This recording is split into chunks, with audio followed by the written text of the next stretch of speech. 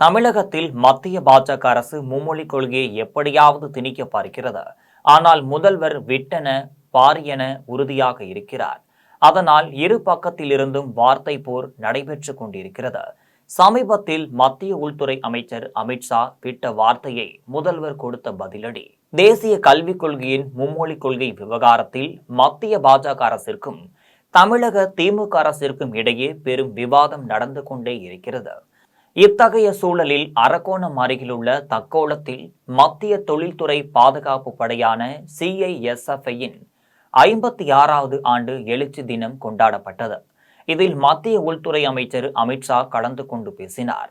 அப்போது மத்திய அரசு நடத்தும் மத்திய ஆயுத காவல் படைக்கும் நடக்கும் ஆள் சேர்ப்பு தேர்வுகளை பெங்காலி, கன்னடம், தமிழ் மற்றும் பிற தாய்மொழிகளில் எழுத பிரதமர் மோடி வழிவகை செய்திருக்கிறார்.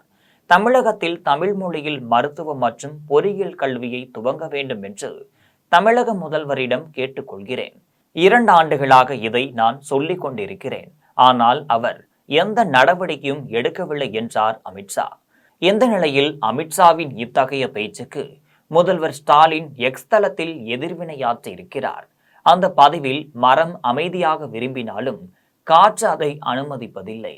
நாங்கள் பாட்டுக்கு வேலை செய்து கொண்டிருக்கிறோம். எங்களை தொடர்ச்சியாக கடிதம் எழுத தூண்டியவர் மத்திய கல்வி அமைச்சர். தன்னுடைய இடத்தை மறந்துவிட்டு இந்தி திணிப்பை ஏற்கும்படி ஒட்டுமொத்த மாநிலத்தையும் அச்சுறுத்த துணிந்தார்.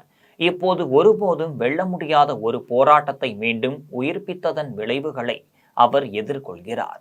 தமிழகம் ஒருபோதும் சரணடையாது. தேசிய கல்விக் கொள்கையை எதிர்க்கும் தமிழகம் 2030க்குள் இவற்றையெல்லாம் அடைய வேண்டும் என்று இந்த கொள்கை நிர்ணயித்திருக்கும் இலக்குகளை அடைந்துவிட்டது.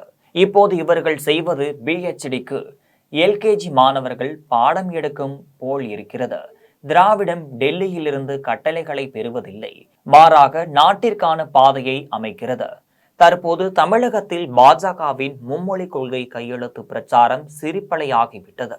நான் சவால் விடுகிறேன், முடிந்தால் 2026 தேர்தலில் தங்களின் முக்கிய அஜெண்டாவாக இந்தி திணிப்பை கையில் எடுக்கட்டும்.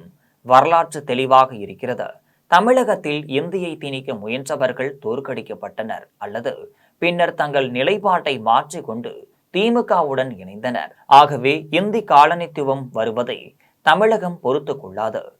திட்டங்களின் பெயர்கள் முதல் மத்திய அரசு நிறுவனங்களுக்கும் விருதுகள் வரை என நாட்டில் பெரும்பான்மையாக உள்ள இந்தி பேசாத மக்களை மூச்சு திணற வைக்கும் அளவிற்கு இந்தி திணிக்கப்பட்டிருக்கிறது. யார் வேண்டுமானாலும் வரலாம் போகலாம். ஆனால் இந்தியாவில் இந்தி ஆதிக்கம் தகர்க்கப்பட்ட பிறகும் முன்னின்றது திமுக தான் என்பதை வரலாற்று நினைவு கொள்ளும் என்று ஸ்டாலின் எதிர்வினையாற்றுகிறார். தமிழக முதல்வரின் எதிர்வினை நன்றாக தான் இருக்கிறது. தமிழகத்தில் யாரும் பள்ளிகளில் இந்தியை கற்க முடியாத நிலை இருந்தாலும் சரி. ஆனால் இவரது அமைச்சரவையில் இருக்கும் அமைச்சர்களும் அவரது கட்சியைச் சேர்ந்தவர்களும் இந்தியை கற்றுக்கொண்டும் CBSE பள்ளிகளை நடத்துகின்றனர். உடன்பிறப்புகள் தங்கள் பிள்ளைகளை அத்தகைய பள்ளிகளில்தான் படிக்க வைக்கின்றனர். இப்படி இருக்கும்போது ஏழைகளின் பிள்ளைகள் மட்டும் இந்தி படிக்க கூடாது என்று சொல்வதற்கு முதல்வர் ஸ்டாலினுக்கு என்ன தார்மீகம் இருக்கிறது?